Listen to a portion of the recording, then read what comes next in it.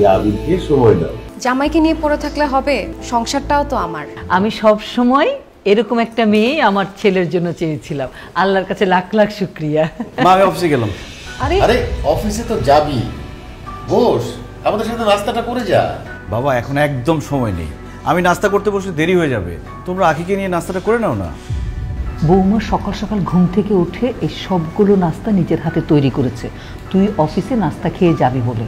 এখন তুই খেয়ে না গেলে মেয়েটা মনে কষ্ট পাবে না? মা এখানে কষ্ট পাওয়ার কি আছে? আমি খেতে পারছি না তাতে কি? তোমরা তো খাচ্ছ। তোমরা খাওয়া আর আমি খাওয়া একই কথা।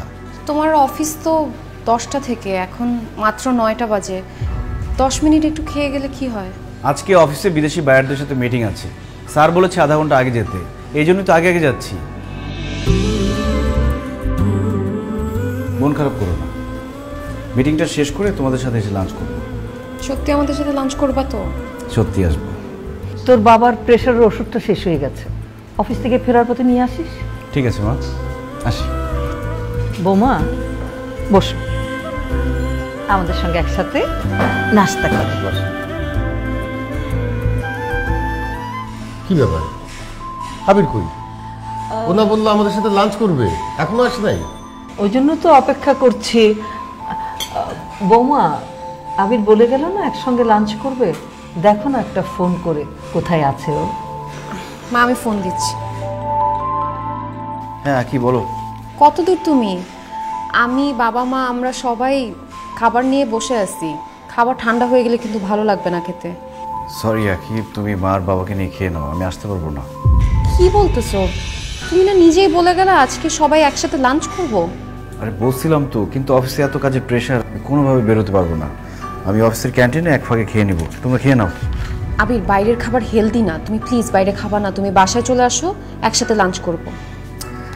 আখি বোঝার চেষ্টা করো, বস এখন অফিসে আমাকে অনেক কাজ দিয়ে রেখেছে, এখন আমি বের হয়ে গেলে বস তো মন খারাপ করবে।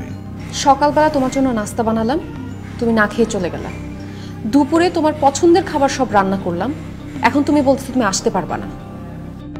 আবির, আমি যে কষ্ট পাই, আমার যে মন খারাপ হয়, তাতে তোমার কোনো কিছু যায় আসে না? অবশ্যই যায় আসে আখি, আমার খুবই খারাপ লাগছে তোমাদের সাথে বসে একসাথে লাঞ্চ করতে পারলাম না, কিন্তু কিচ্ছু করার নেই। এই মুহূর্তে আমার কাছে আমার কাজটা ইম্পর্টেন্ট। কথা দিচ্ছি রাতে তাড়াতাড়ি চলে আসবো, একসাথে ডিনার করবো। থাক, আমাকে আর মিথ্যা সান্ত্বনা দিতে হবে না, তোমার কোনো কথাই আমি এখন আর বিশ্বাস করি না। সত্যি বলছি আখি, আমরা একসাথে ডিনার করব, আর অফিস থেকে ফেরার সময় তোমার জন্য লাল গোলাপ নিয়ে আসবো, তোমার পছন্দের। কি এবার খুশি? আমার খুশির কথা যদি তুমি চিন্তা করতা, তাহলে আমাদের সাথে এসে লাঞ্চটা করতা। যাই হোক, কাজটাই তো তোমার কাছে ইম্পর্টেন্ট, তুমি কাজ করো।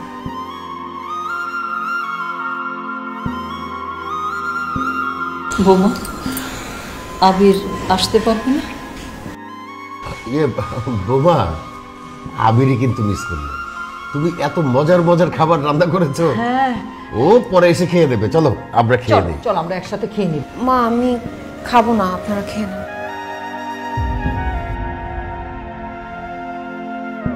খুব স্বাভাবিক, আবিরের আব্বা খুব স্বাভাবিক। একটা মেয়ে সকালে নিজে খেটে খুঁটে নাস্তা বানালো, না খেয়ে চলে গেল অফিসে। এখন এত কিছু রান্না করলো, লাঞ্চ করবে বলেছে, আসলো না, তো মেয়েটার মন খারাপ লাগে না? বুঝি না বাবা।